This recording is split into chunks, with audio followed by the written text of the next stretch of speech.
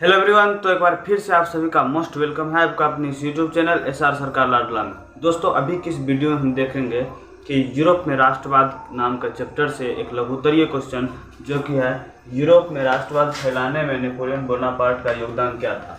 ये दीर्घोत्तरीय भी बनता है और लघुत्तरीय भी बनता है, काफ़ी बार बन चुका है। अगर लघुत्तरीय बनेगा तो बस इतना लिखना है, अगर दीर्घोत्तरीय बना है तो वीडियो अपलोड है, आप जाके देख सकते हैं।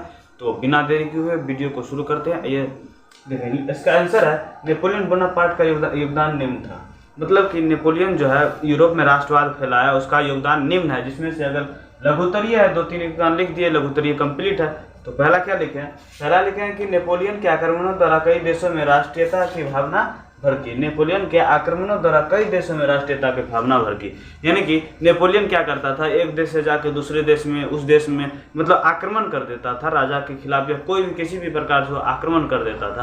तो आक्रमण करने से क्या होता था कि सभी लोग एकजुट हो जाते थे कि भाई दूसरे देश का राजा या फिर दूसरा कोई व्यक्ति हमारे देश में आक्रमण कर रहा है, या दूसरे लोग हमारे देश पे आक्रमण कर रहा है, तो इससे लोग एकजुट होते हैं। और जब ये एकजुट हुए, अपने देश के बारे में सोचे, तो इसी का तो नाम है राष्ट्रीयता, यानी कि उसमें क्या हुआ, राष्ट्रवादी भावना भर गया। ठीक है। दूसरा है नेपोलियन के अभियानों द्वारा नवयुग का संदेश पहुंचा, यानी कि नेपोलियन के जो अभियान थे, जो उसको फॉलो करने वाले लोग या कोई भी थे जो व्यक्ति, वो मतलब क्या हुआ कि नेपोलियन ऐसे ऐसे काम किए, इसका मतलब प्रचार दूसरे जगह हुआ। इससे क्या हुआ कि एक नया युग का मतलब संदेश पहुंचा सभी जगह। जब ये नेपोलियन आए तो ये ऐसे ऐसे अभियान चलाए, ऐसे ऐसे काम किए, जिससे क्या हुआ कि जनता काफ़ी खुश हुए। मतलब जो भी देश में खराब कानून था उसको सब सारा चीज़ को बदल दिया और नए अभियान लाया, नया वहाँ पे नियम कानून बनवाया, हर एक चीज़ नया किया, जिससे लोगों में क्या हुआ कि राष्ट्रीयता की भावना या फिर अच्छे अच्छे कानून हुए।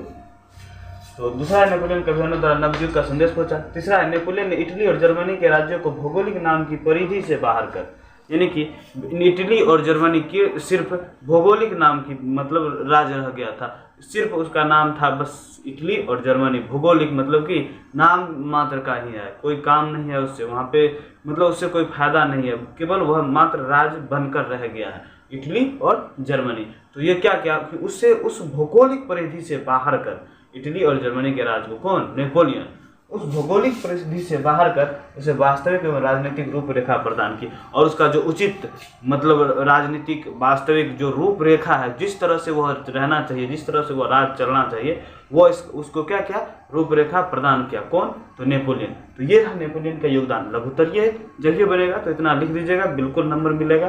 तो कैसा लगा वीडियो कमेंट कीजिएगा। मिलते हैं नेक्स्ट वीडियो में, तब तक के लिए धन्यवाद।